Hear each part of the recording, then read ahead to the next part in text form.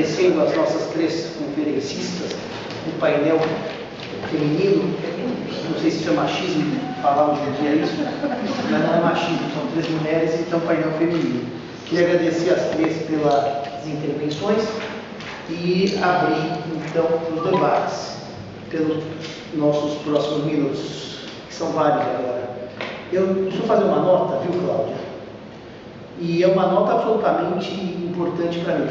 Quando nós montamos esse painel, esse especial, que eu sugeri os temas, a Fabiola mandou dela, mas para a Cláudia eu sugeri, para a Gisele também sugerir os temas.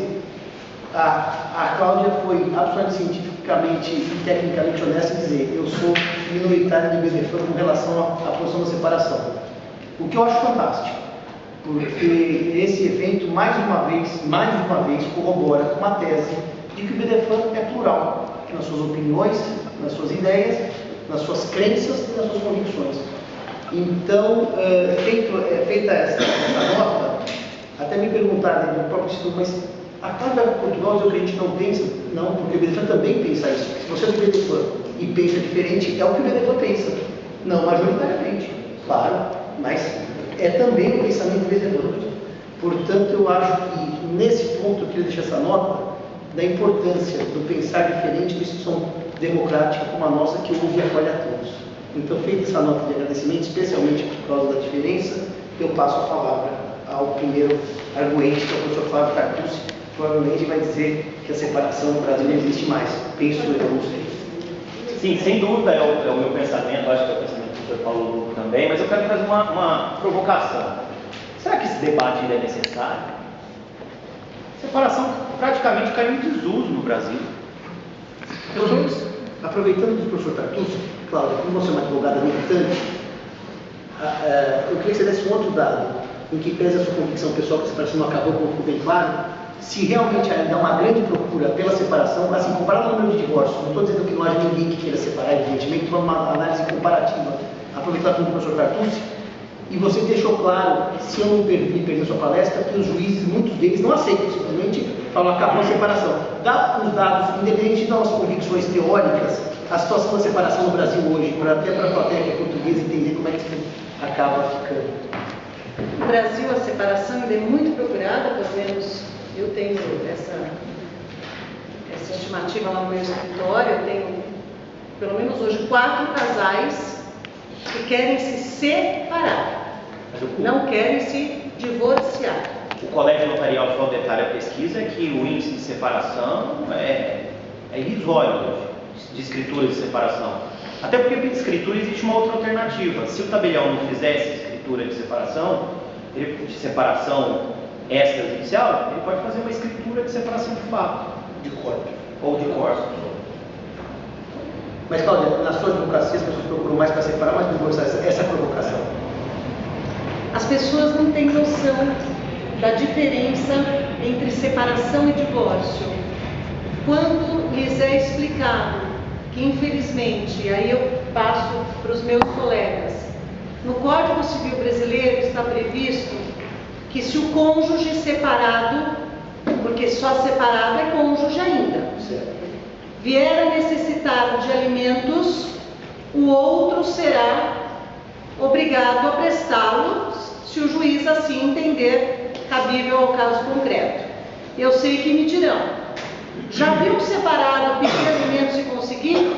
Já. Já viu um divorciado pedir e conseguir? Não. Eu já. Tem decisão do STJ deste ano, de alimentos pós-divórcio. Conheço o caso, inclusive. Mas o separado... Feita uma nota histórica, já que nós estamos no debate, que a posição do STJ é uma mudança de compreensão do direito brasileiro, porque os divorciados, com o fim do vínculo, historicamente não conseguiam.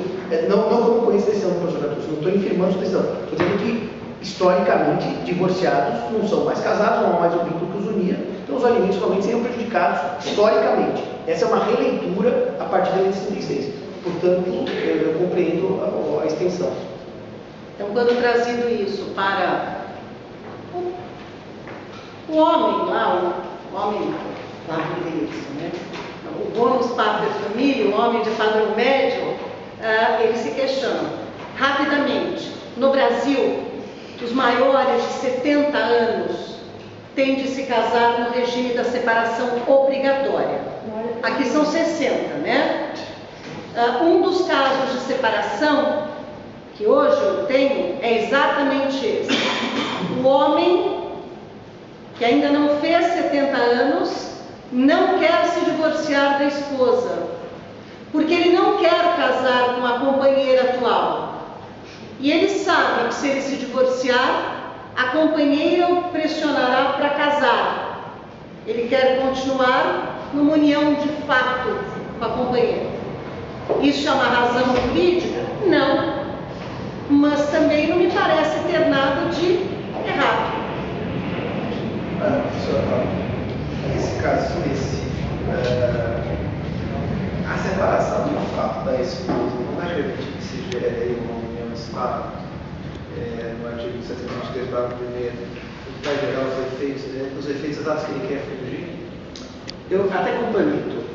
Com a leitura que o nosso Superior Tribunal de Justiça fez da separação de fato, foi uma leitura histórica de rompimento do regime de bens, algo que o STF, aliás, vários votos falavam, o ministro Moreira Alves dizia não, porque só o desquite ou a separação judicial põe fim ao regime. Será que a separação de fato hoje não produz os mesmos efeitos que produzia a velha separação judicial, tendo em vista a extensão jurisprudencial e não legal? Eu estou de acordo com o que disse o professor Aguirre.